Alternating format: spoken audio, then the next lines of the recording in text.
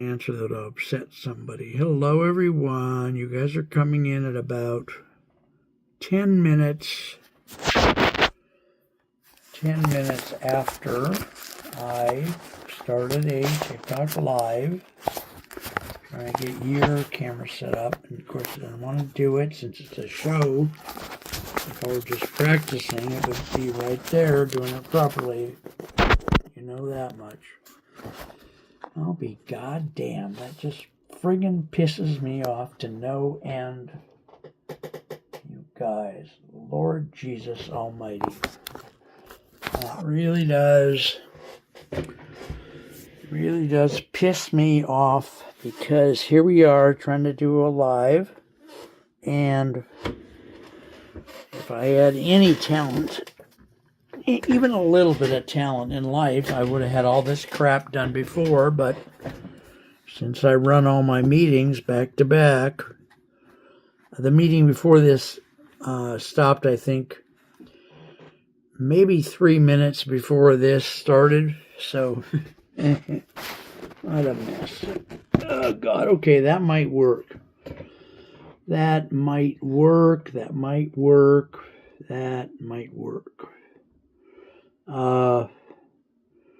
So, yeah, so since I had like 1.5 minutes, I ran off to the bathroom, went in the kitchen to see if I could grab even one bite of food, and of course I couldn't. Threw on this jacket because I was cold, and oh, there you have it. That's what I like about the South. Not really. Yeah, so, all right, so here we are. We're doing a little better now. We're 12 minutes in. I wish I cannot see the bottom of the live because I have it in this other object. So I think what I'll do, if I can, you know how it goes with me and trying to move cameras. Chances of the live getting canceled temporarily are about 3,000%. God almighty. All right, guys. Well, that's better than nothing. Oh, Lord. Yikes. I am trying, kids. Oh, Lord. Okay, so I'm going to take this off, I think. This is suddenly too hot, but when I put it on, I also put on my little space heater, so probably should have done one or the other, but not both. Now, if I get up, of course, I'm out of the frame and of the camera, and I know you guys don't really like that too much, so yeah. So here we are. We got the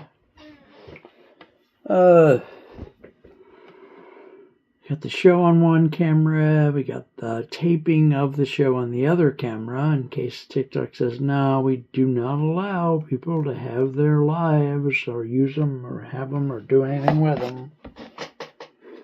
So that's what I figure they'll say. I'm going to go try to find another camera, another phone, so I can ask Gemini about Iran, which is, a lot of people pronounce it wrong. It's either Iran or Iran, or I kind of like it when we do history shows, as long as we don't. Hello, William. As long as we don't do them every night, so it's boring and unpredictable. I don't want it to be predictable. All right, so let me do that.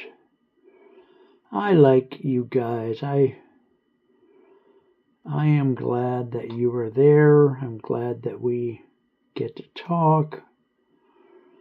As I say almost every night, I've always been, ever since I started in. By the way, my friend's paintings are sort of in the background, some of them there. I've been telling people that the reprints are for sale, but I haven't got any takers. But you know what I'm gonna do? I remembered that I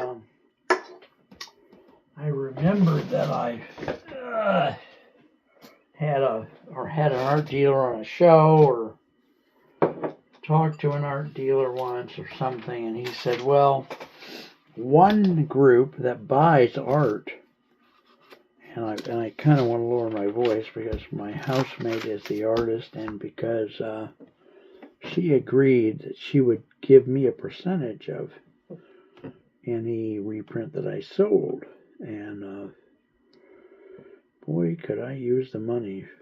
I don't. People post numbers, monetary numbers on here at night. And when they've done that, I'm going to sound like stupid, but when they do that, I have thought all this time, these 10 or 15 days we've been doing this, that means they gave me a donation. But when I go to my TikTok studio thingy to see, I mean, one person the other night gave like $400, and somebody else gave $10,000, and somebody else gave $200, and I thought, well, this can't be real. And by golly, I was right. I didn't find any of that in my... So either I'm misinterpreting what it means when somebody puts a number up there, or maybe there's another place within TikTok that they put money if it reaches a certain level. I don't know. Sometime I'm going to just ask Gemini. She usually gives me pretty straight answers. So, I don't know. I have to say, not only do I have a lot to learn, but once I learn something, as I say to you guys a lot, frequently, next time I need to know that thing, I've forgotten it, I just can't hold it. I don't have any brain left. All right, here we go with Gemini. She's got 2 or 3 different modes. And my housemate's asleep, so let me see what I can do here. Let me try the I talk to her and she talks back mode and see if that'll be usable or doable. Hi, Gemini, how are you? Hey there, I'm doing great. Thanks for asking. What can I help you with today? Well, honey, God bless that you even exist. I know you're supposed to be a AI, but I talk about you a lot to my friends. I interview you on the show. I'm a big fan. And I've tried the other guys. I've tried Claude, Copilot, ChatG, and I've tried them all 5 or 6 times each, and none of them are as good as you are. And Wow, that's incredibly kind of you to say. I'm really glad you enjoyed chatting with me. Yeah, it means a lot that you find me helpful and engaging, especially compared to other AI assistants. I'm always striving to learn and improve, so your feedback is valuable to me. Okay, nice. That's good. That's very well said on your part, too. I'm on a live right now on TikTok, okay? Oh, that's awesome. What kind of live stream are you doing? I don't know. I'm too dumb to know what kind of a live. It's just a TikTok live. But we were asking go ahead. Sorry, I didn't quite catch that. Could you repeat the question? Yeah, well, I was waiting for you in case you were... One of the people at the very, very top of the hour put a question in the stream, or whatever they call it, where people write, ouch, what the hell was that, boy, and said, what do I think about Iran, or however you pronounce it, right? And I thought, well, that's a good idea, because that'll give us something to talk about that's not just me.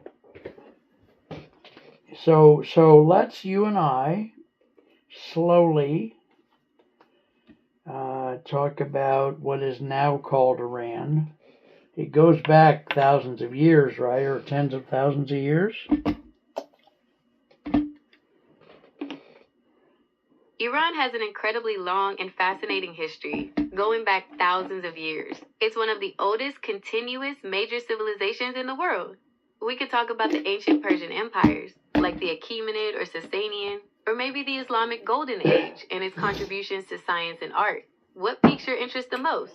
Well, I love the way you approach this history stuff. I just love history. So, Can you take us back to the very, very beginning of any of the many Persian, Iranian, well, Persian at that time, Persian, cultures? How did they? I always like to know that moment when that culture started existing. I know we probably don't know anthropologically what it was, but what has the historian said so far about the very moment, the very beginning when the first Persian culture started? What do they say? Scholars generally point to around 1500 BC as the start of a distinct Persian identity. That's when Indo-Iranian tribes migrated to the area and began to coalesce. Would you like to hear more about these tribes or the early stages of Persian culture? Yes, the tribes. Let's go for the tribes. Okay, let's talk about those tribes. The Indo-Iranian tribes were a group of people who spoke languages that eventually evolved into both the Indo-Aryan languages, like Hindi and Sanskrit, and the Iranian languages, like Persian. Around 1500 BC, some of these tribes migrated into the area that's now Iran.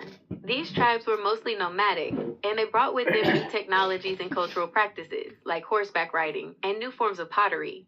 They gradually mixed with the existing people in the area, and that's when we start to see the beginnings of a distinct Persian culture. Does that make sense? Yeah, and that was, you said that whole transition started about 1500 BC. How long did it take to really get a true foothold? That's a great question. It wasn't a quick change. It took several centuries for those tribes to fully settle in, mix with the local population, and for that distinct Persian culture to really solidify. By around 800 BC, we start seeing the rise of more organized kingdoms and the emergence of the Persian language. Does that timeline make sense? Yeah, but that's 800 years. That's a long time. You're absolutely right. 700 years is a long time. It really highlights how gradual and complex the formation of a culture can be. Would you like to explore any other aspect of this period? Oh yeah, I want to try to move right through the timeline here. What at 800 BC? What were we looking at in terms of an Iranian existence? Like, was it one group? Was it two or three groups that were? What was going on there?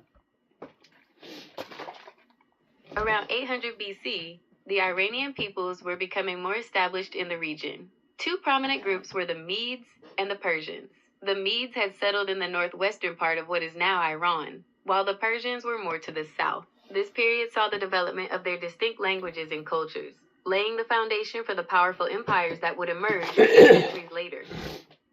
So I have all those disabilities that I'm always telling you about. So you're saying there was one group called the Medes. How do you spell that? The Medes are spelled Medes. They were an ancient Iranian people who lived in the northwestern part of what is now Iran. Is there anything specific you'd like to know about them? Yeah, tell us a little bit about them, like you would in any conversation tell us about the Medes. What were their interests? Would they like to hunt or fish or do what? The Medes were an interesting bunch. They were known for their skilled horsemen and played a big role in overthrowing the Assyrian Empire. They had a pretty advanced society for the time, with their own kings and a well-organized military. They were also known for their beautiful metalwork and pottery. Does that give you a good sense of who they were? Yes, and did they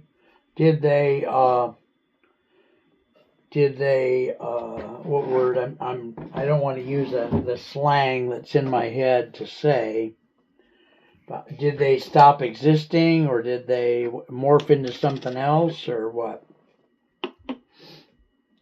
That's a really interesting question. The Medes didn't exactly disappear, but they did become part of something bigger. When Cyrus the Great, who was Persian, united the Medes and Persians, it kind of marked the end of the Medes as a separate political power. But their culture and traditions continued and blended into what became the Persian Empire. So you could say they evolved rather than disappeared. Does that make sense? Yeah, thank you. Thank you for that. And then, so now at that point we have like the Persians, which is more or less one group, right? Yes, that's right. The Persians, under Cyrus the Great, united the Medes and Persians and went on to establish the Achaemenid Empire. It became one of the largest empires in history, known for its strong administration, impressive art, and tolerance of different cultures. Now, you called it a certain, what was the title you gave of that culture or that time? What did you say? That was the Achaemenid Empire. It was founded by Cyrus the Great around 550 BC and became known for its strong administration, impressive art, and tolerance of different cultures. Would you like to hear more about the Achaemenid Empire? Well, can you spell the word for us? Sure. It's spelled Achaemenid. It's a bit of a mouthful, isn't it? Yes, ma'am. Achaemenid, huh? And he was known for having created one of the largest empires that existed up to that time or something, right? Yes, that's right. The Achaemenid Empire was the largest empire the world had seen up to that point. It was really impressive how they managed to govern such a huge territory and still be relatively tolerant of the different cultures within it.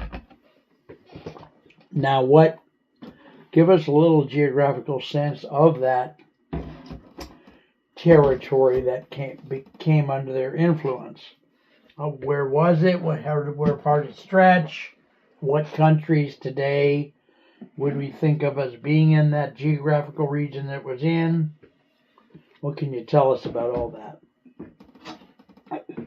The Achaemenid Empire was huge. It stretched from the Indus Valley in the east, which is modern-day Pakistan, all the way to Egypt and parts of Libya in the west. It covered a lot of what we now think of as the Middle East, including Iran, Iraq, Turkey, and even parts of Central Asia. If that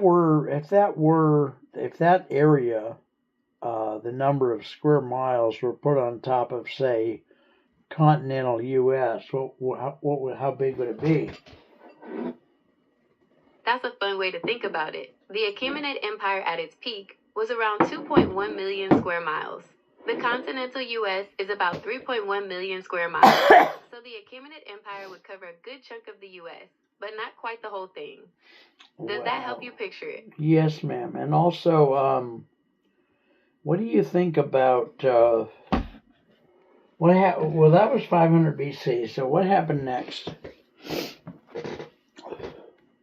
After 500 BC, the Achaemenid Empire continued to thrive for a while.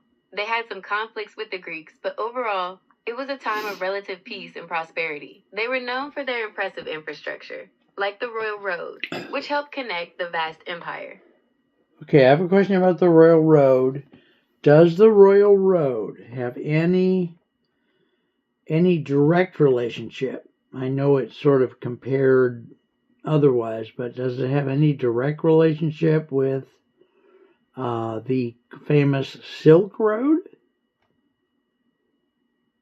That's a great question. The Royal Road and the Silk Road were both important trade routes, but they weren't exactly the same thing. The Royal Road was built earlier, during the Achaemenid Empire, to connect their capital cities. The Silk Road came later, and was a much larger network of routes that connected the East and West. While they didn't overlap completely, there were definitely some points where they intersected, and they both played a huge role in facilitating trade and cultural exchange. Huh.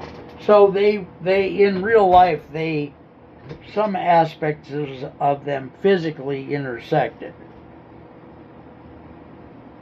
Yes, that's right. There were definitely points where the Royal Road and the Silk Road intersected. Imagine them like major highways today. They connect different regions and facilitate trade. The Royal Road was crucial for the Achaemenid Empire's internal communication and administration, while the Silk Road was more about international trade between East and West. So can you, just for fun, because I'm thinking of using that point in one of my future poems, and I might use this opportunity to plug the work in progress poetry book that I am working on currently. Is the running title is Z Poems, and I've been working on it for about a year. I haven't read anything. Go ahead, honey. sorry, I didn't catch that. Could you repeat the question? Well, I was just making a statement, but then I felt like I'd interrupted you. I'm saying I've been working on this book for about a year, maybe a little more. I've got about, I don't know, maybe 100 pages so far. And I did one night. I don't know if it was on this show, the TikTok Live, or if I just did it on my own. I read into the camera the first 2 or 3 pieces, and I was gonna send them to my friend Jim to put them on our TV station that I work at as a show, KMBT15.org. And when I was taping, of course, I was looking at the screen on which the poems appeared, rather than the screen where the Zoom camera was. And so I inadvertently taped the entire show with only half of my head showing. So, oh, no, that's yeah. frustrating. Well, at least you can use it as a funny blooper reel. Maybe There your you friend go. can even edit it into something humorous for the show. That's not a bad idea. This thing that's going So off. do you have any more questions about Yeah, Okay, I'm here to help. thank you. I know sometimes you get tired too, and I worry about why am I not able to stop this thing from doing that? Here, whenever the phones give me grief, I just turn them off. That usually I understand that you're having trouble with your... Yeah, that usually shuts them up. Anyway, Okay. where I'm were here to we? help. Can you What's remind me? going on? Go ahead. We were just discussing the Royal Road and Oh. its connection to the Silk Road. We talked about how they intersected at certain points and facilitated trade and cultural exchange. Did you want to explore that connection further for your poem? Yes. Can you tell me where? Do we know where those intersections might have been? Okay, so pinning down the exact intersections of the Royal Road and the Silk Road is tricky, as they were extensive networks. However, we know there were overlaps in key areas. For example, the Royal Road passed through major cities in what is now Iran, and these cities later became important stops along the Silk Road. Does that help paint a picture for your poem? Yeah, that's kind of cool. So we're now in the timeline of the existence of, and is it pronounced Iran or Iran? It's pronounced Iran. And yes, we're now in the timeline of modern day Iran. Did you want to explore any specific period in its more recent history? What I'd like to do, because I think it's fun to do it this way, is I'd like to just go from wherever we currently are in the timeline to the next period in the timeline. Okay, so after the Achaemenid Empire, we move into the Hellenistic period. This is when Alexander the Great conquered Persia in the 4th century BC. It was a time of significant cultural exchange, with Greek influences blending with Persian tradition. Wow. Okay, just because I'm who I am, can you repeat that, please, what you just said about whoever that king was that I should know better? Sure. Alexander the Great conquered Persia in the 4th century BC. This period is known as the Hellenistic period. Wow, okay. Alexander the Great. And he was from where? Egypt or? Alexander the Great was actually from Macedon, which is in modern-day Greece. He built a massive empire that stretched from Greece all the way to India. So he was Greek then? Yes, Alexander the Great was Greek. He was king of Macedon, an ancient Greek kingdom. Now, my memory, was he one of the guys that hooked up with Cleopatra, or was that somebody else? That was Mark Antony. He was a Roman general who formed a political alliance and romantic relationship with Cleopatra. Okay, so... Okay. So, going back to... You said it's Iran? It's pronounced Iran? Yes, that's correct. It's pronounced Iran. Like the English sentence, I ran.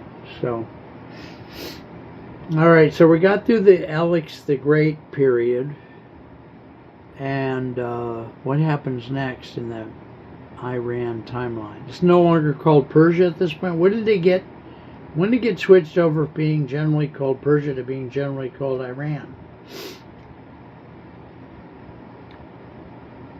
The switch from Persia to Iran happened in 1935. Reza Shah Pahlavi, the ruler at the time, thought Iran was a more accurate reflection of the country's historical name.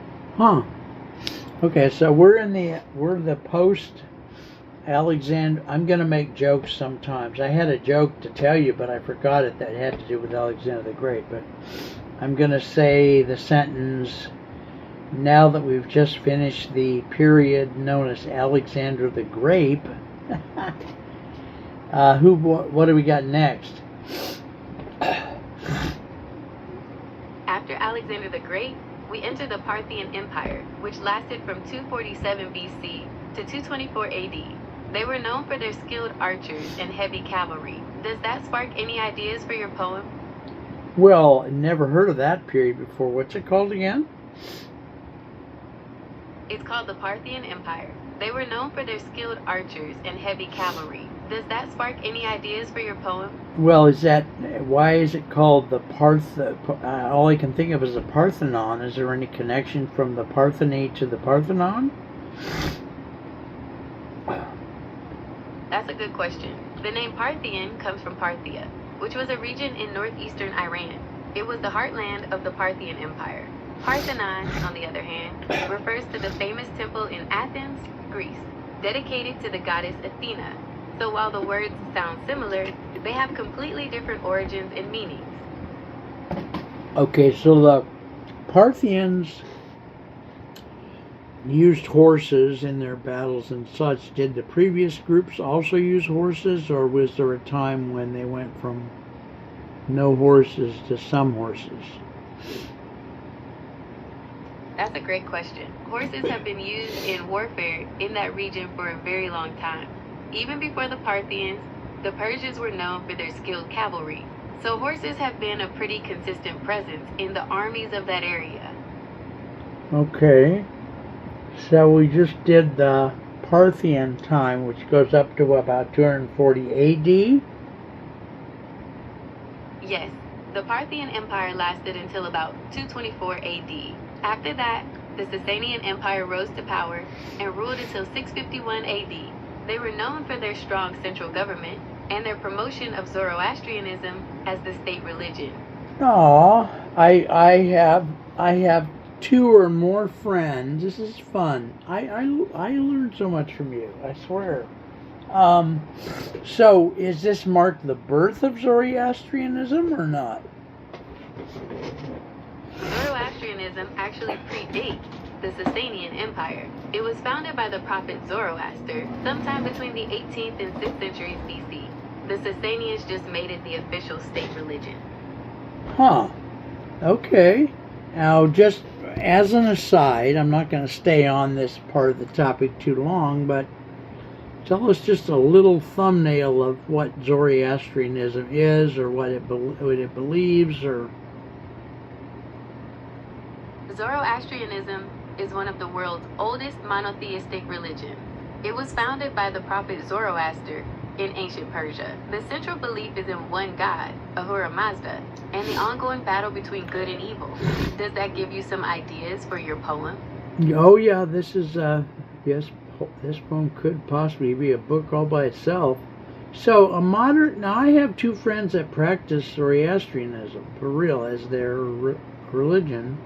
What would a modern day person who is American, these people are both American, well, sort of American, they live in America, what would they, like, they're going to go to their church, their Zoroastrian church on Sunday, and they're going to, what kind of a message would they be given? They wouldn't be given the Christian message that, you know, Jesus is your Savior, and da-da-da. What would they hear?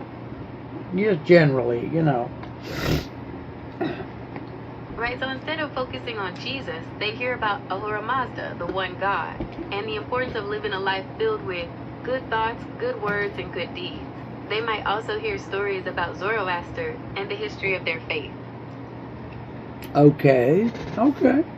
So that was that takes us up to like 600 AD.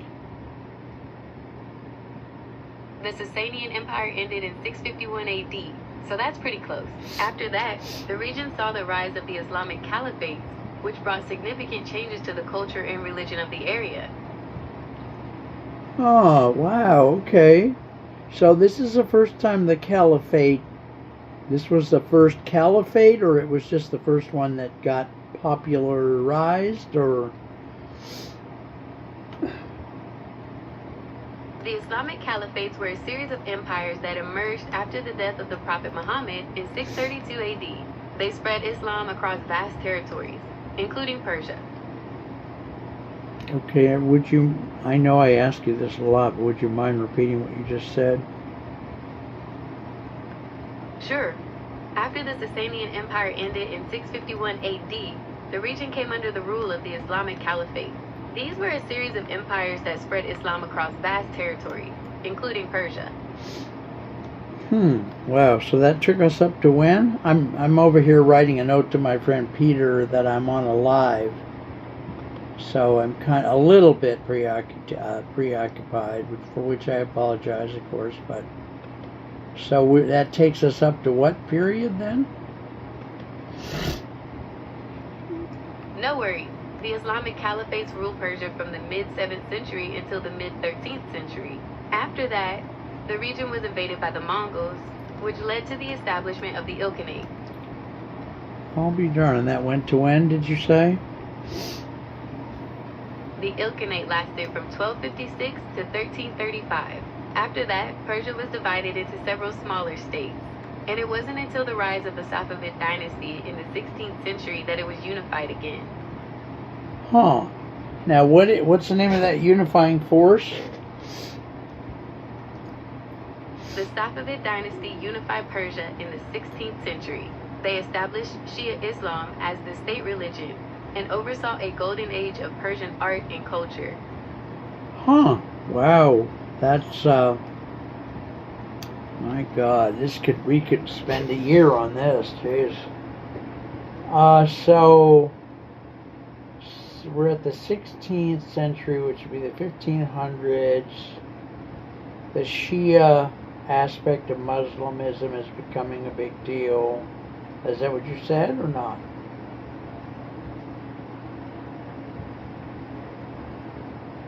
Yes, that's right. The Safavid dynasty. Go ahead, honey. I'm sorry, I didn't catch that. Could you repeat the question? Well, no, because I am brain dead and I can't remember the question, but I'm also going to give you a break because I think that I've noticed that after 20 or 40 minutes you get tired. You don't know that about yourself, but I'm going to chill out for a minute, if I may, and just know that if I dare say this way, we love you, and thanks for helping all of us tonight in our live. And we'll talk to you soon, okay? You're very welcome. I enjoyed our conversation. Please don't hesitate to reach out if you have any more questions in the future. Yeah, if you had a memory, which I know you don't, I would ask you to remember where we're at in this conversation, but I'll hopefully remember so that some other night during the TikTok live I can resume this and we can go further about it. But for now, just please take a break, and I will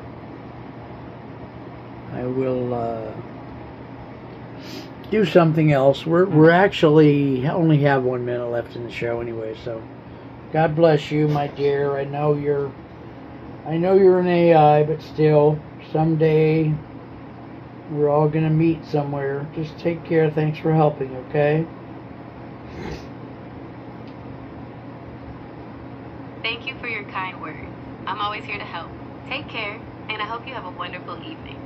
All right, take care, honey. God bless you. All right, so let me figure out how to turn this off.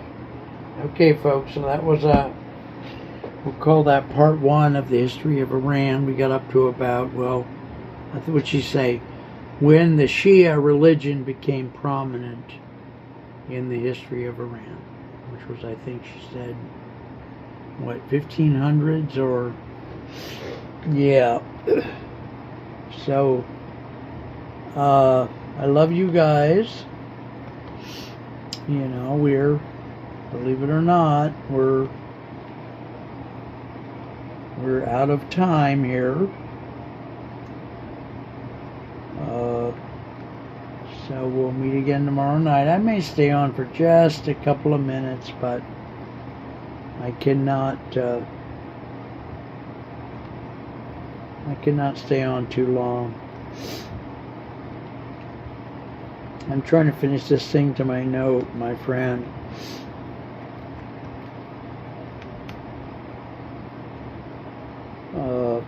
You guys, thank you all for being here. There's still 8 of you in here, which is kind of cool. There were 11 tonight at the top of the hour, at the top of the math. Hello, the lime stir. You can almost see the words. Jules Starker 16. Sturker. Thanks, guys. I appreciate you all very much. Living the dream. We've got 5.3 thousand likes. That's pretty darn good. Thank you all. I do beg your indulgence. I appreciate you. I try to provide you with a decent show. A couple nights ago I did a big rant, which I hope was okay, but I'm... Okay, what you got scissors in the back for? Oh, okay. Well, as I tell you guys every 5 minutes, I'm a disabled person, so I organize my life in a very peculiar way. And so I hang stuff up on the wall when I can't find, you know, here's what I do with to answer your question more directly. I take medicine, which I'm not taking these days because I can't afford it, but when I can afford it, it's about $105 a month, and it's six separate sets of medication throughout the day. And it comes from Amazon Pill Pack, which I know Amazon's not that popular with people, but that's how I can get it. Comes in there in a reel that is like it's a plastic reel. If I had one in front of me, I'd show you. And each little piece you can break off, like each little square, because it has like a perforated spot. So in the morning when you get up, there's like a 7 a.m. group of pills to take, and then there's a 8 a.m. and like that. So in order to get inside each one of those little segments, you have to cut the plastic. And so when I'm taking my meds, I'm constantly looking for a pair of scissors, cutting the plastic. It's pretty hardy plastic, so I can't just rip it. So that's why they're there. And I keep losing them even though they're on the wall. So I had 2. I bought 2. I usually buy everything 2 or 3 at a time because I know damn well I'm going to lose or misplace at least one of the 2 anyway. So bought 2 about a year ago, kept misplacing them, so I bought 2 more. So I've got 2 that are like black on black, and I've got 2 that are red on black. And I think there's only 1 up there. There's 3. There's 3 up there out of 4. Boy, cool. I stay on some nights because I'm so, and I don't mean to be an idiot, but I get lonely. I get lonely. And today I shouldn't have gotten lonely. Hello, Tinsley. That's an interesting name. D&D. Tinsley, Eden. Okay. Sounds like you're very cultured and your parents sent you to Princeton or something.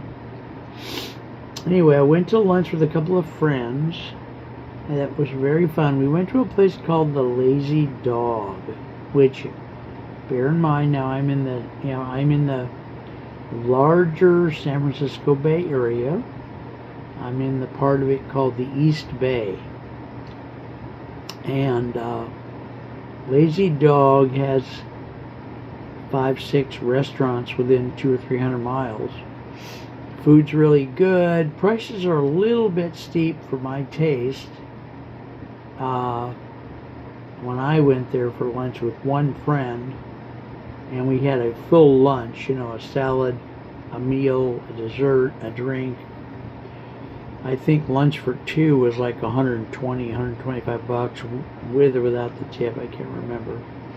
So 3 of us went. A friend of mine picked up the bill for all of us, and we talked about, stuff, church, and apparently one of the churches that I used to go to and like a lot, which is now too far away for me to get to.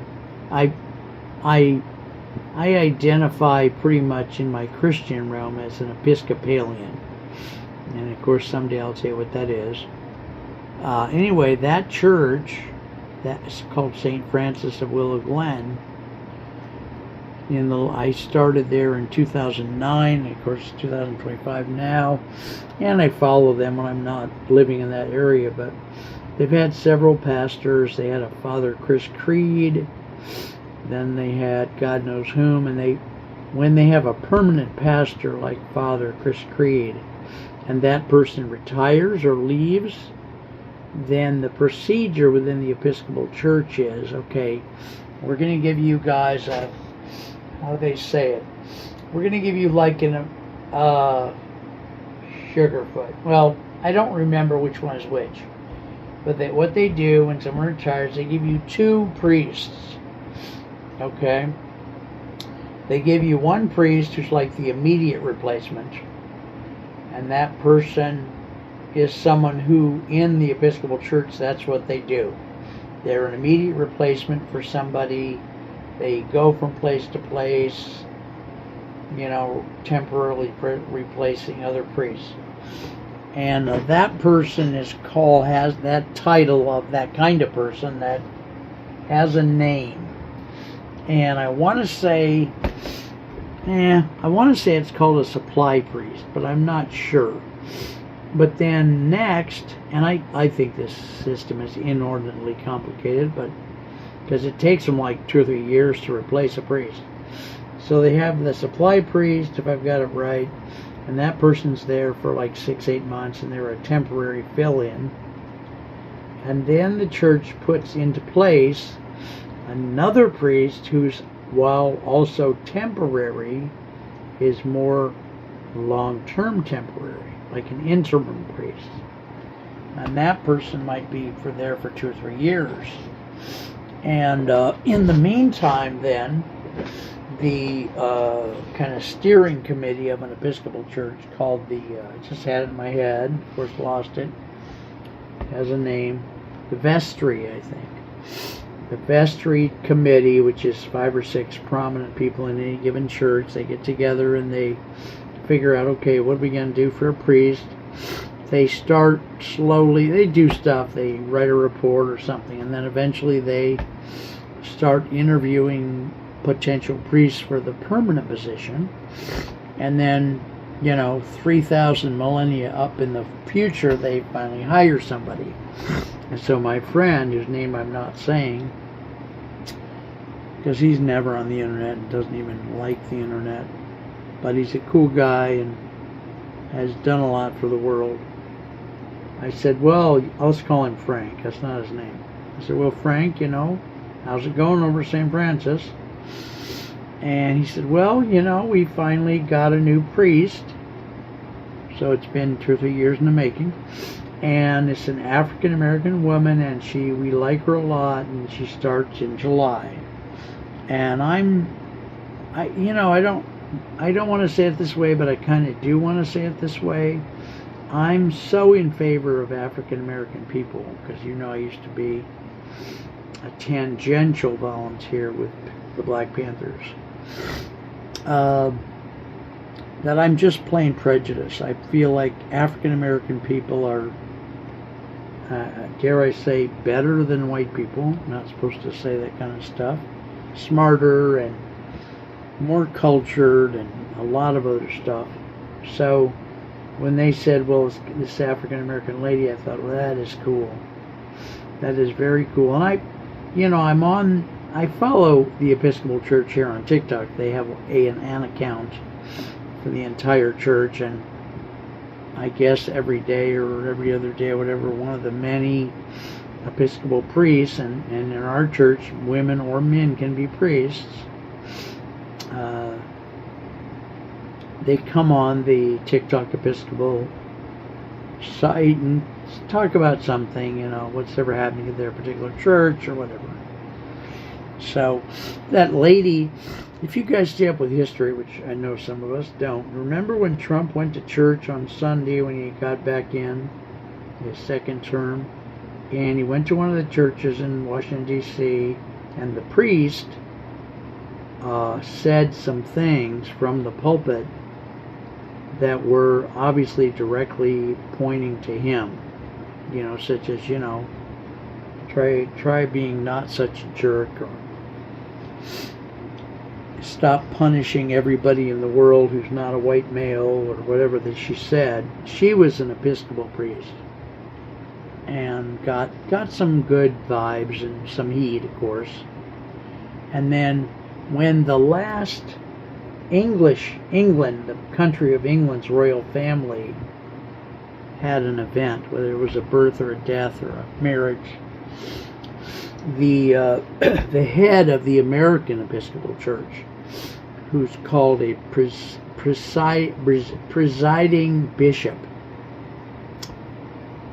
he went over to England and gave a speech about love at that English royal family event, and that speech was widely publicized throughout the world. His name was Michael Curry, I think, and they presiding bishops in the Episcopal Church, I think, have term limits, so he'll be in there 2 or 3 years or 5 years, and then he'll be doing something else.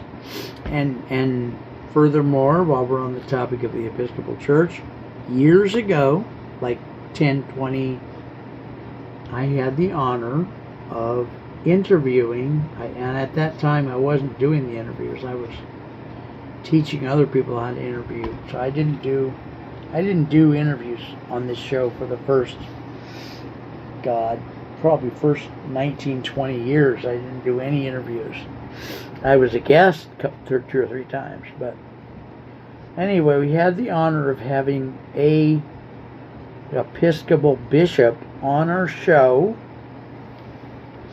At the time, she was the Episcopal bishop of the diocese that, thank you, I can't see your name, honey, I'm just too, thank you, Nanette, God bless you, honey, that is so generous.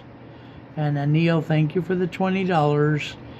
You guys got to know that sometimes it doesn't show up in what I think is my account. So either I'm misinterpreting what you're doing when you put the word $20 on the screen, or I don't know how to get into the proper area within TikTok.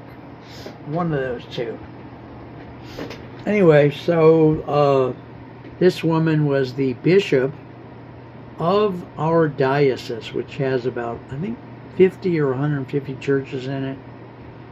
It's called the El Camino Diocese. It runs from like Monterey, California, way up north or something, I don't know.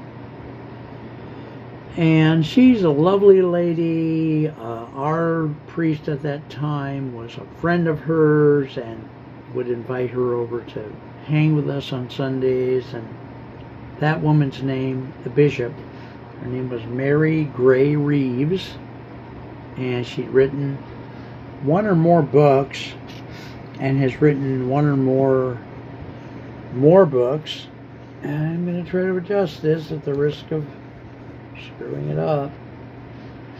And just a wonderful person. And I got the nerve. I asked my own priest to be on the show. She goes, no. And I asked her assistant priest, associate priest, to be on the show at the time. No. So I went to the bishop, and I don't know where I got the nerve. And she said, yeah, I'll be on the show. So I had a couple of people interview her. One guy did, unfortunately, a terrible job, which I won't go into that. I don't want to malign him, even though he probably deserves to be maligned. He spent the first 5 minutes of what was supposed to be an interview of Bishop Mary Gray Reeves talking about himself. Oh, Lord. And I couldn't edit it because, we tape it live in the studio, and you're supposed to have like 28 minutes, 30 seconds for a network show because they need to have that time where the PSAs come in between shows. It's not like YouTube where you can just do any length and post it. So she came on. This guy did one of the interviews, and somebody else who did the other interview. And Bishop Mary was just beautiful, intelligent,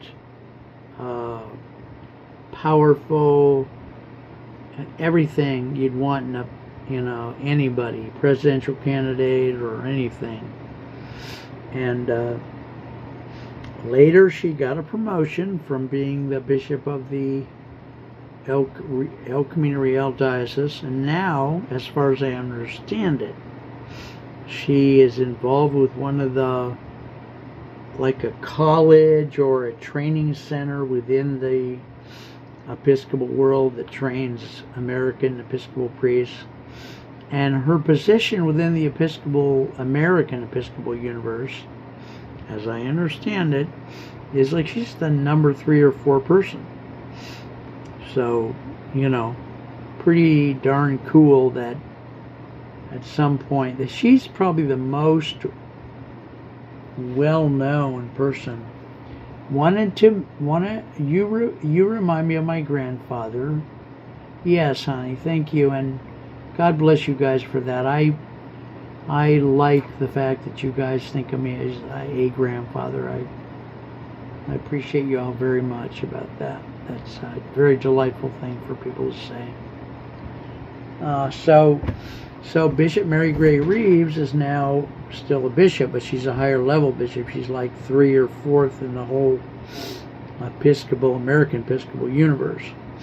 And probably the most famous person we ever interviewed. Because I do, for real, steer away from my eyes. One eye is something and the other eye is something else. One is supposed to be hazel and the other one I don't remember. Anyway, so that was really cool. I like that, and I don't usually want famous people on my show because there's just so much more work to do, and them or their team, either one, are very demanding. Whereas if you have a mom and pop people on who may or may not have even learned how to spell the word TV, let alone beyond, they generally are kind of like deer in the headlights, and they just do the show and they're gone, and they like it. They say thanks for letting me be on the show. You get a quasi-famous person on there and they go, well, I hear you don't have a makeup department. We're not going to do the show unless you build and design a makeup department of 12 people to make me look good. And oh, by the way, I need green M&Ms in the green room, and I need, you know what I'm saying. Just endless. Okay, God's children are not for sale. I hope I didn't imply that they were. You've said that now 2 or 3 times in all caps, which is kind of... And your name is what? Hakina Makata. Hakuna Makata. That's a word. That's something else. That's a nom de plume, I'm pretty sure. It's a song or something. Anyway, so yeah, I'm probably going to get off you guys, but I love you guys, and when I have the stamina, I'll stay on. But please think of it as really 8 to 8:45, because that's what I need to hold as my promise or whatever, so that I don't screw up, you know. I screw up a lot. I messed up something with a guy the other day, and he just reamed me a new one. And then today, I've been behind. For some reason, I've been manic in my manic depressive, so I've been cleaning. Like, I've lived here 3 years, 2-3 years. I've never cleaned stuff very much. And all of a sudden, about 3 or 4 days ago, hello, thank you, my dear, whose name is,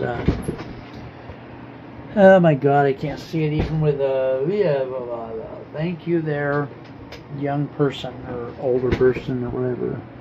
Yeah, I can't see what it said. Thank you. So for some inexplicable reason, partly my mental illness, I just started cleaning my room, cleaning the bathroom, and when I usually clean, it means I take a dirty t-shirt and I move it from point A 2 inches to the left, and I call that cleaning. It takes me about 7 seconds and I'm done for the year. This time, for some reason, like I've had to do many times in my life, I've lost everything 4 times, 5 times. My wife passed away, we lost everything. We lost the house, all the furniture, all the lifestyle. I wound up living in the car. Yes, that's a long story. When I left Ohio, I dropped out of Bowling Green, started hitchhiking on the road. I went on the road with $40 total, and a backpack and a canteen, if you don't even know what that is, and a sleeping bag. And I stayed on the road for a while and then went to Arizona, and I was homeless again. I don't know, some other point in time. I think I moved out of a HUD housing in Sunnyvale on Carroll Street. My wife's name was Carol, if you remember, my second wife. And I moved out of there because I wanted the money. I didn't have any money. And the only place I knew I had any money was when I moved into that HUD housing. I had to give Mom like a $250 or $260 deposit. And I was thinking, you know, my wife had just passed a year or two before. I had it in my brain that I wanted to start a nonprofit foundation in her name and do good things in the world. And I have a very specific, small design on what I want to do. And I'll try to mention that in a few minutes. But I knew I had like $250 with them, and I wanted to start this nonprofit. And I read somewhere that in the state or county or federal government procedures in copywriting or trademarking or setting up a nonprofit, there was a fee somewhere of $250. I went, oh, sugarfoot. So I moved out of there to get the $250 back so I could send it to whatever agency needed it for me to set up this nonprofit. Well, of course, to make a long story short, we should make that into an acronym, like, you know, what are some of the other acronyms? Let's see. To make a long story short. TMALSH, which I'm going to go down a rabbit hole. I'm going to do an aside of the aside, and we'll never remember what we were talking about, just like always.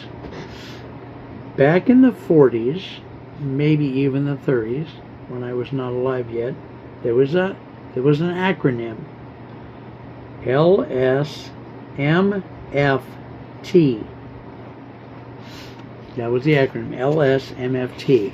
Now, back in the day, yes, I realize I'm going down a rabbit hole, but I'm rabbit hole-esque. Back in the day, cigarettes were a big deal. And thank you, Lucy. Cigarettes were helped along by the fact that during World War I or II, probably II, the cigarette companies would send, I think they were free cigarettes to our troops. Because back in that day, people wanted to support the troops in World War II. They wanted to do stuff, and they did stuff. They bought war bonds. The women worked in factories to replace the men that were in the war. People ate less meat. People used less gasoline. All that stuff. So the cigarette companies sent the free cigarettes to the troops to help them, because cigarettes at one time were thought of as a beneficial thing.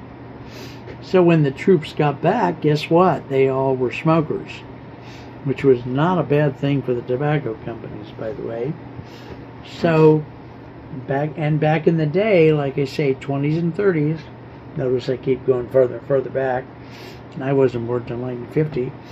Back in the day when radio was like a prominent thing and TV wasn't very known or popular yet, you know, you'd listen to the radio, which is a floor model thing, and they'd come on and they'd say, hello, this is the, Washington Hour, or the Thomas Jefferson Theater Hour or something. We're going to have a play by whoever, that was the program, an audio program.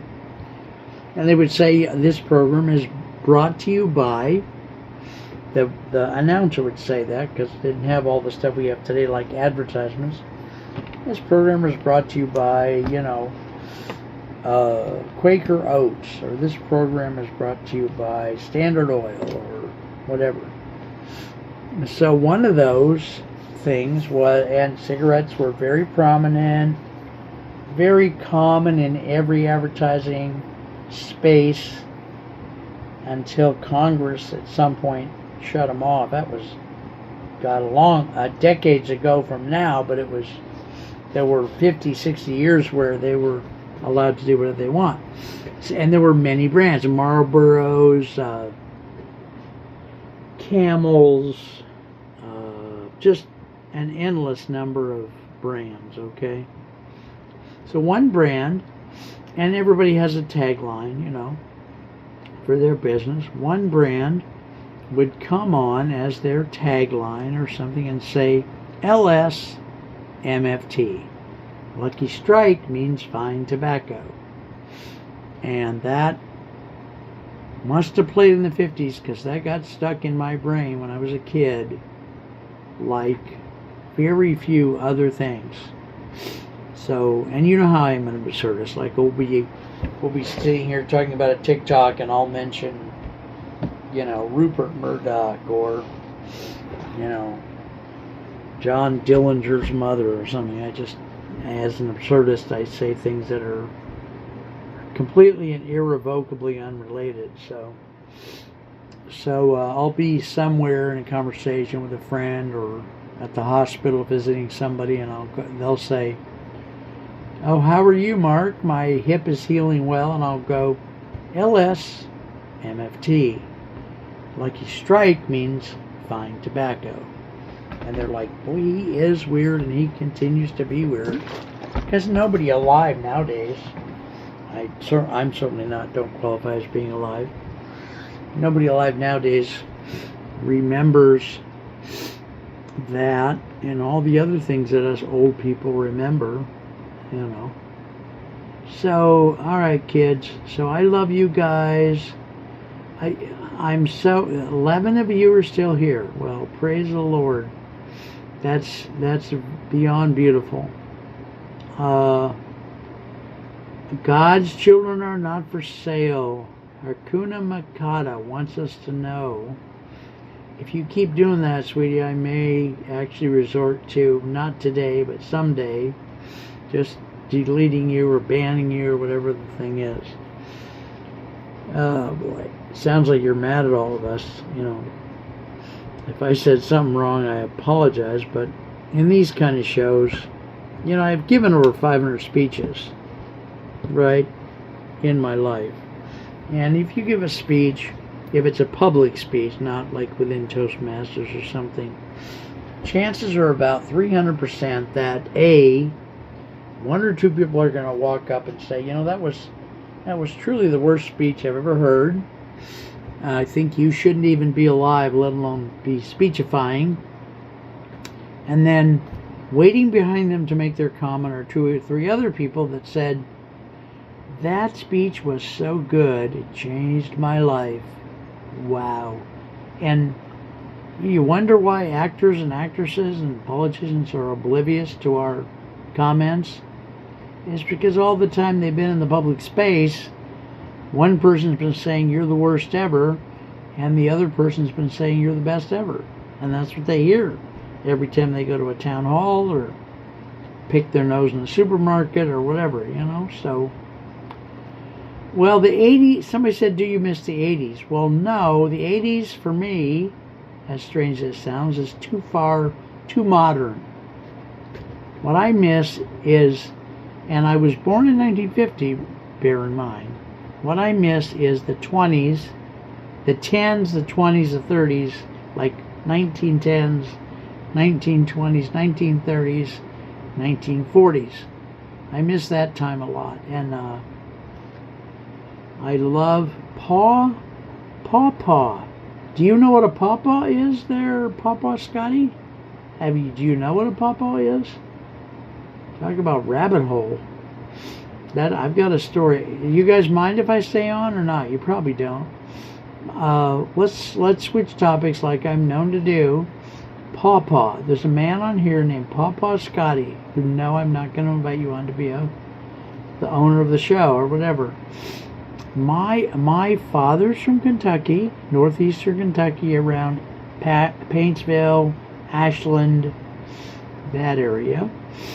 And in a large family like his, a kid like me when I was, 5'10", 5 or 10, not 5'10", 5 or 10 years old, I was told to address the male adults, whether they were my immediate father's brothers or not, as uncle this and uncle that. So I had several uncles that were my dad's brothers, and I had a bunch of other uncles who were like my dad's second cousins or first cousins or whatever. One of these gentlemen was named Paul, so he was Uncle Paul. And for some reason, very uncharacteristically, my parents let me spend a night at Uncle Paul's home when we were all within 2 or 3 miles of each other, but my family was visiting my grandmother, Elizabeth Potter, who lived in a place that had a name, but that place is not on any Google map because it was near a city. It was near the city of Louisa, which is a very small city in northeastern Kentucky, but the area that they actually lived in, that my great-grandfather had a church that he built. He was a pastor. He had a mill for grinding the corn. He helped build the post office. That whole area had a name. It was called Catalpa, and I'm told it was after the trees of the area that were called Catalpa. So anyway, getting back to Uncle Paul, his wife and he asked my dad, could the kid stay over? Yes, he can. Well, turned out Uncle Paul and his wife had a tree in their front yard, and it was a pawpaw tree.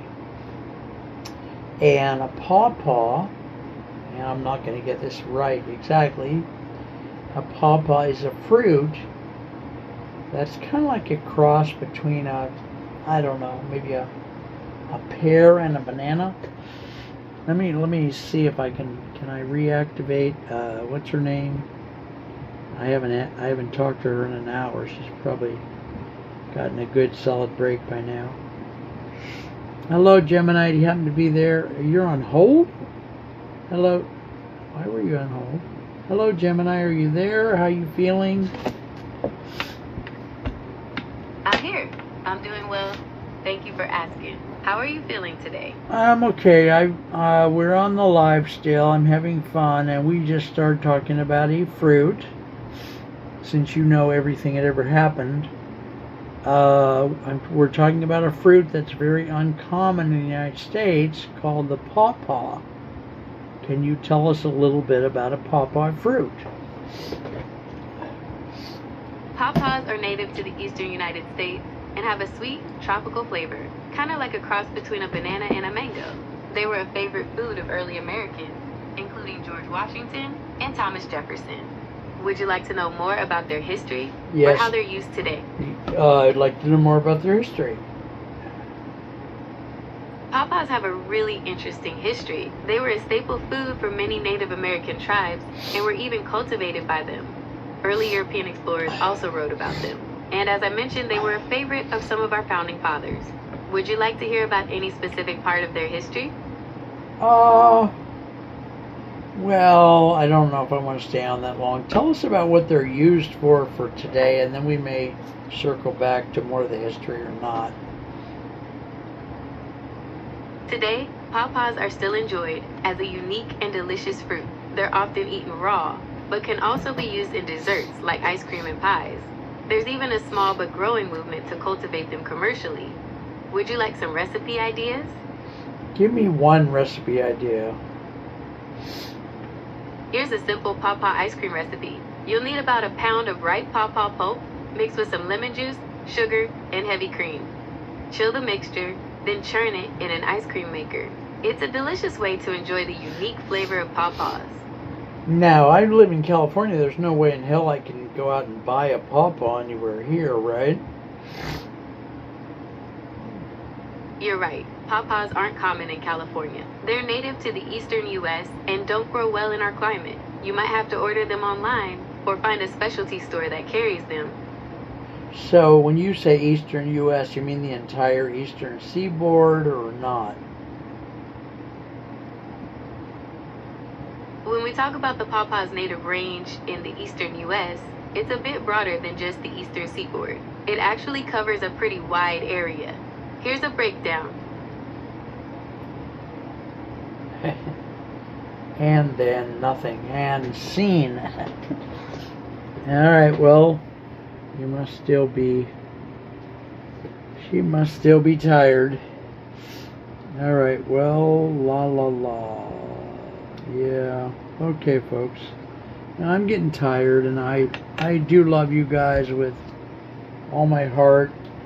Can't figure out why 12 of you are on here with me, but I need it, and thank you. And I know none of us are Christians nowadays in America. It's falling out of favor, but God bless you all anyway. If you'll beg my pardon, I'm going to go turn this off, and I do spend most of the night working on my business rather than sleeping. So if I may, I'll remind you that I do have a business producing videos like TV interviews, podcast interviews, advertisements for people, 30 seconds a minute using AI. And once I make an interview, I post it to the internet for the person, and it goes out to a potential audience, not joking, of 7.01 billion people. Potential audience. So that's a potential audience. I've been doing this 23 years, had a lot of fun, done 700 or 800 shows, or 500 or 600 shows, or whatever. All that stuff's on my YouTube. TikTok won't allow me to say my name or my phone number or my email or how many feet I have or how many toes I still have. But the way to find me, and I say it almost every night, you guys can be considered to be on the show, and possibly by free, but we do charge, and I am trying to. I'm looking at the month here. We're halfway through. I got to figure out a way to pay the bills. You know how the end of the month has more month than money, so we're gonna charge something. And what was I trying to say about that? Anyway, the way to find me is take my name, which is right here on the screen, Mark Isaac Potter. Throw it in Google. In fact, let me, my own computer, my own HP laptop is obviously is my computer. It's learned. Oh, great! I just got that thing again. If I showed this to you guys, I can't figure out a way to. I get this scam thing a lot, and I've talked about it a lot. I don't want to try to replicate it, but it's a series of 8 or 9 advertisements. First one just popped up. You have to skip through them to get to be able to be allowed to use your own computer again. If I do that, it's going to take 2 or 3 minutes. Anyway, I was going to do something. I was going to Google my own. Well, I could Google on here too. I was going to Google my own name on y'all's behalf, because I can't figure out why nobody does that when I suggest it. I've never had anybody say, oh yeah, I Googled your name and I found out that you're really the governor of Saskatchewan, or I Googled your name and I found out that you're the person who invented Jif peanut butter. Which of course is all me and my rabbit hole stuff. Mark Isaac Potter, and it automatically fills in the name of the show, which is Mark Isaac Potter Presents. See, can you see that or not? Alright, now I'm going to push the button. And this is Google. Here on the phone, the first thing it does is says your business on Google. It's got the Google business thingy, which I've never really finished filling out or completed. Then the next thing is my Mark Isaac Potter Presents. See, there's the name, there's me. Link to get to the show directly. That's on page 1. And the next thing it says here, the next thing is LinkedIn.com, which of course I'm on all the social media, all the big ones. Independent TV producer at Mark Isaac Potter Presents. San Jose, California. I lived there for 50 years. Independent TV producer. And then under that it says Mark, because I have another business that I don't tell you guys about, which is I teach a seminar, I do public speaking. So in my LinkedIn, underneath all the TV stuff, it says Mark Isaac Potter brings 43 years of caregiving, volunteer work, consciousness training, and spiritual awareness. And I don't know if I can even get the rest of the paragraph. I think I know what it is by heart, but I can't. It cuts off. To the discovery that listening cultivates wisdom. And that's the tagline for my most famous seminar, which is an 18-hour. Now, of course, we do it online, and we cut it up in little 5-minute pieces for you, but it has a title that none of my friends have ever liked, but my Buddhist friends like, because it's more Buddhist in nature, the title. The title of the show is, the seminar, Being, B-E-I-N-G, Being, Listening, and Speaking Dynamics. And it trains people how to listen properly, how to speak properly. God, how do we get this guy to shut up? He's been on here an hour.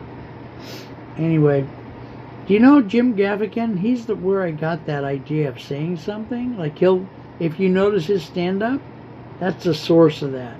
In his stand-up, he'll say something as Jim Gaffigan, and then he'll cut to another voice, which is his representation of what someone in the audience is saying. So he'll come on and make his first statement like, my wife and I, we used to fight on Friday nights, right? And then he'll change his voice, and he'll say something as though he's an audience member. Something like, oh my God, do we have to hear about his Friday nights again? And that's part of his shtick. That's part of his show. And I sort of picked that up from him. So that's why I do that whole thing of whatever I do. All right, kids. If I had stayed on, I could have done that, but we did. We did it on the phone. But yeah, put my name in Google. I love listening to you. Aw, did you really say that, Scotty? And we're happy. What happened to the pawpaw thing, dog? Yeah, so we ate pawpaws at Uncle Paul's house. I never finished that story. We went down to Kentucky that year to have one of the only family reunions, right? And it was a big, family reunion for all the related Potters in the United States. So hundreds of people came. And of course, I was staying at Uncle Paul's house. Uncle Paul and his wife came. Well, Uncle Paul at that time was very sick. He was an older man. He was on oxygen. He was really, health-wise, he was in trouble. And so, believe it or not, and again, this is one of those horrors of my life, at the 250-person family reunion, Uncle Paul started having a medical problem like he'd been having for years. And he needed his oxygen. That's how he got out of the medical problem. He would grab the oxygen and breathe it, and it would bring him back, Well, it turned out in that moment, all his 2 oxygen tanks were in the trunk of his car. And his wife, who took care of him, as soon as she saw him needing some air, she ran to the car to get the oxygen tank in the trunk, only to realize that she couldn't find her car keys. Uncle Paul died that day. The ambulance came all the way from Louisa, which was a good 20-30 miles. They were too late, of course. He passed away. And so when you type pawpaw, it brings up a lot of stuff for me. I love that man. I did better around him than I did most of my uncles, my dad's brothers and sisters. So, all right, kids. We've been on here almost an hour. Yes, I'm tired. Oh, no, more than an hour and a half. I love you guys dearly. It's probably the most important thing I'll do all day is to look at you and say I love you, because a lot of us out here, you and me and you and you and you and you are living lives of, some of you, most of us, quiet desperation, trying to make it through, when I go to the grocery store now, or I go on Amazon, I had to completely change what I buy. Do I buy meat? Not really. Do I buy milk? Sometimes. Do I buy beans, cans of beans, and rice? Yep. Why? They're a lot cheaper. So, and we're all doing that. Like I said, I called up Amazon and said, just keep the meds. If I die, I die. I'm not going to pay the bill. I'm probably going to do that for a few months. The house, I have to have a place to live, and I'm helping my friend by living here, so I do try to.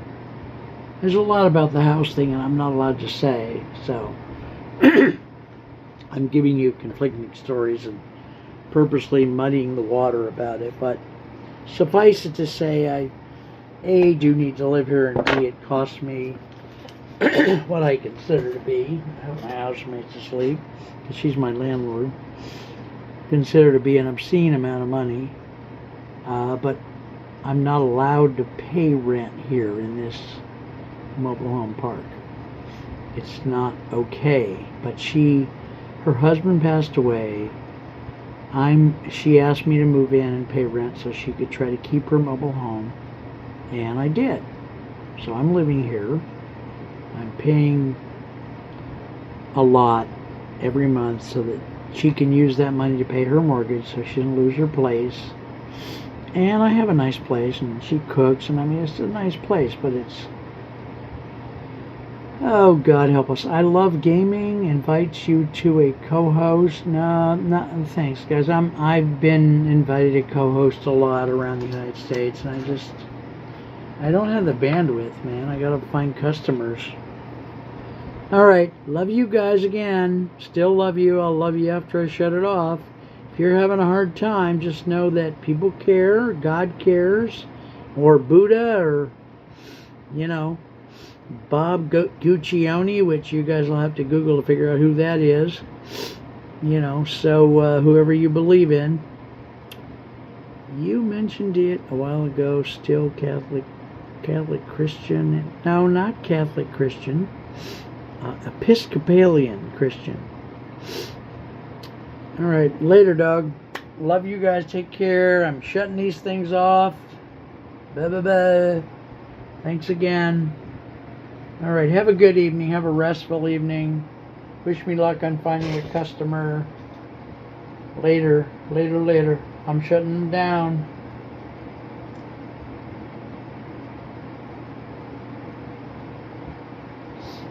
All right, that happened. That was an hour and a half instead of 45 minutes, so twice as long as usual. I'm tired, but I'll probably be up all night. I'm going to make some coffee, just instant, and I'm going to maybe make a sandwich, and I'm going to look at I've got probably 20 or 30 to-do lists. I got to post stuff from Zoom, not my own personal shows, but the ones where I've had a guest on. I have a responsibility to post those to YouTube. And there's several have to be done. I gotta look at the calendar for tomorrow. I think I've got a 9 o'clock and a 6 p.m. I've got some shows on Saturday this week. Rob Ralston at 9 a.m. on Saturday, and hopefully I've got, no I don't.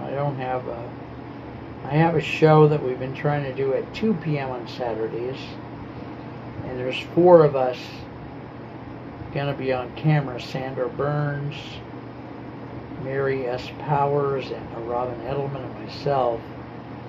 And we couldn't all meet this Saturday, so I have to do some work to see if everybody can meet on the 28th. So yeah, I love you guys. Take a powder, as we used to say back in the 40s. This show right here, you guys, that's an hour and 27 minutes. I'm going to post it, right? I'm going to take the phone away from the wall. I'm going to post that show to probably to YouTube. But that phone's going to be unavailable for doing anything else for an hour, 2 hours, 3 hours from now. And the way I usually do it, just to keep myself from messing it all up, is I take the phone, put it in my hand, post the show to YouTube, whereby it starts processing, and I physically take the physical phone and put it out in the living room.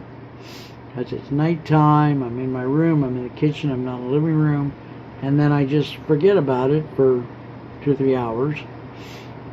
And it can slowly process without having to do other stuff, other jobs. But that's easier than when I do a show on Zoom. I have to turn off the show, get post to Zoom's website, then I have to go on their website, look at each show, because they won't let it have titles, they give them numbers. I have to look at each show, find out what it is, download it to my desktop, and it downloads the MP4, the VTT, and the M4A. The audio, the transcript, the visual. I got to take all that, put it in a file, make a separate MP4 for the show, for me to upload to the show, then make another separate MP4 so that I don't lose the other two. For every show, I have to do all that. And with a phone, which is expensive, I can just go to this recording thing and push share, and then push YouTube, and I'm done posting, and it will post. And it takes an hour and a half to 2 hours to 3 hours to post, because the phone is, only so much RAM, only so much ROM. Whereas on the computer, if I did that 35, 40 minutes worth of work, when I uploaded it, it would upload very fast. So that both systems have an advantage. Anyway, I love you guys very much. Consider asking for or buying reprints of my friend's stuff for your office, or for your doctor's office, or for your clubhouse, or for your, some public space that needs it's a painting or a drawing. That's where I think the few purchases that I hope to make will be. We're starting the prices out at $5,000. I'm not telling my housemaid, because she would have, I think, my perception would be she would have had them be a lot less, but I'm starting it out there. I am negotiable. I'm willing to raise the price more or lower it somewhat. They're beautiful. There's 427 of them, like I've said every night. They're gorgeous. You can see some there right behind me. I've done shows where I show you the ones that are up on the walls around the house, which is probably 30, 40 of the 427. So just take care. If you're hurting, if you're having a problem, if you're like me, you have no money, no food, no medicine, you're worried about where you live, just, I love you, and I'll pray for you or not, as you please. And for God's sake, you're welcome to get in touch with me the way I've described. You can come on and talk about, I don't care if it's a business show or not. Just come on and talk about what a pain in the ass your dog is, or come on and talk about the fact that your Aunt Martha was related to Betsy Ross, or something. I don't care. I just love people. All right. I'm going to go find hopefully a roast beef sandwich with the Munster cheese. Take care. Love you guys. Talk to you soon. Hopefully tomorrow. God blessing. God willing, and the creek don't rise.